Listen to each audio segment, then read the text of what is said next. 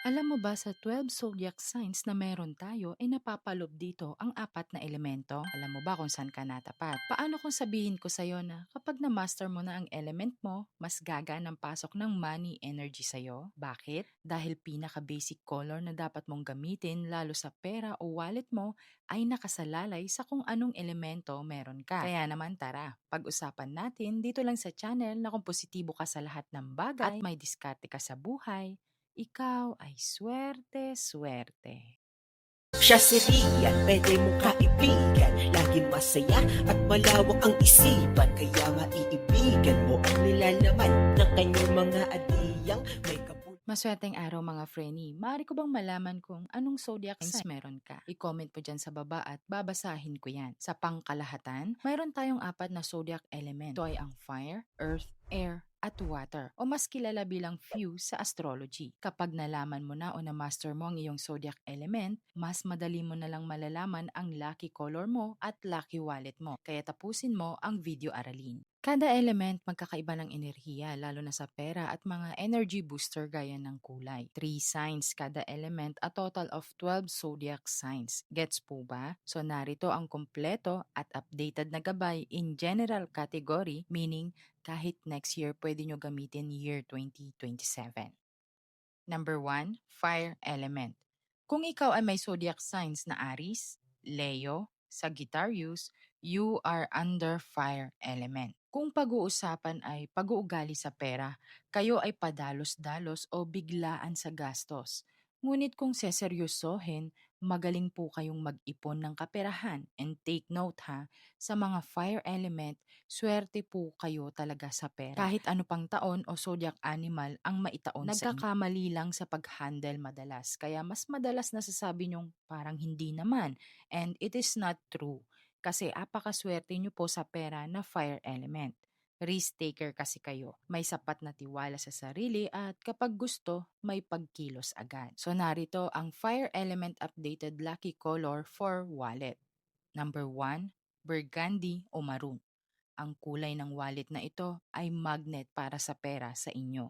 Ito ay pang-attract ng sales, client at pera sa inyo. Number 2, gold or yellow tone. Ito naman gamitin nyo kung gusto nyo ng expansion sa kaperahan nyo, promotion, pangpalago ng pera mo. Number 3, red. Kung pula naman ang gagamitin mo, maswerte yan sa'yo, Frenny. Yun nga lang, dapat dual tone or dual na kulay na wallet. Sasabihin ko mamaya kung bakit at kung anong mga kulay ang hindi dapat ninyo magamit o madual tone. Again, red is good lalo kung isa kang boss o leader. Earth element zodiac signs. Kung ikaw naman ay may zodiac signs na Taurus, Virgo at Capricorn, ikaw ay under earth element. So narito ang kulay nyo. Kung ang pag-uusapan ay kaperahan, hands down sa inyo dahil kayo ang pinakamagaling mag-ipon sa lahat ng zodiac sign. Kayo yung laging nagtatabi at may naitatabing pera. Applicable sa inyo ang katagang kung may isinuksok, may madudukot. Kaya naman narito ang kulay para sa inyo para mas maboost ang mga ipon nyo. Number 1, brown or khaki. Pinakamaswerte nyo ngayon ang kulay na ito. Volt energy kung tawagin. Kasi kapag may iniipon ka sa brown wallet mo, sealed agad yan. Basta brown na wallet ang gamit mo. Best for ipon mo. Number 2, green. Eto naman mga Frenny, pwede mo gamitin na kulay ng wallet mo if gusto mo mas dumami pa o mag-grow ang ipon mo. Good ito kapag may investment ka or negosyo. Number 3, beige or cream. Eto naman kalmado ka lang, yung energy gastos mo nakarelax lang. Meaning, yung pera mo hindi stress, hindi agad-agad magagastos. Minsan okay din ang gold sa inyo, pampadami din ng income. Natural iponera kasi kayo, meaning nasa energy nyo talaga ang pag-iipon. Number 3, air element. Kung kayo naman ay may zodiac sign na Gemini, Libra at Aquarius, kayo ay under air element. Masisipag, lalo sa usaping kaperahan. Madalas kayo yung mga freelancers, kaya sa pagsusumikap makakaahon, dumidiskarte. Pero minsan nauudlot dahil kapag may trending o bagong gadget o mga gamit o uso, ayan, masyado kayong napapagastos. So narito ang kulay na dapat ninyong gamitin. Number 1, gray or silver. Pang clarity nyo sa pera, meaning para klaro sa inyo bago nyo gastusin, pang invest o pang plano ng budget. Number 2, light blue. Yan ang gamitin mo kapag may mga deals ka o gusto mo ng client na papasok sa'yo. Good for communication kasi sa inyo ang light blue. Number 3, white. Tama mga Frenny. In case na restart kayo sa pag-iipon, gamitin nyo ang kulay puti. Swerte sa inyo at new beginning o good start ang hatid sa inyo niyan.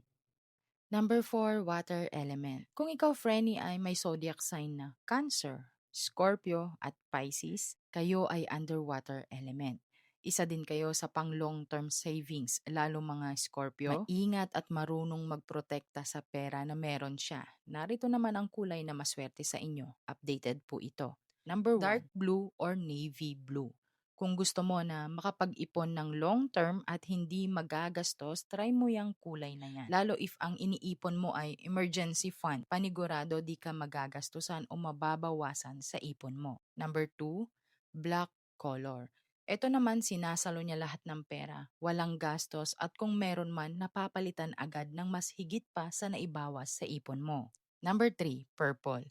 Ito naman babae ka man o lalaki basta purple at water element, mas makaka-attract kayo ng money energy kapag ito ang gamit nyo.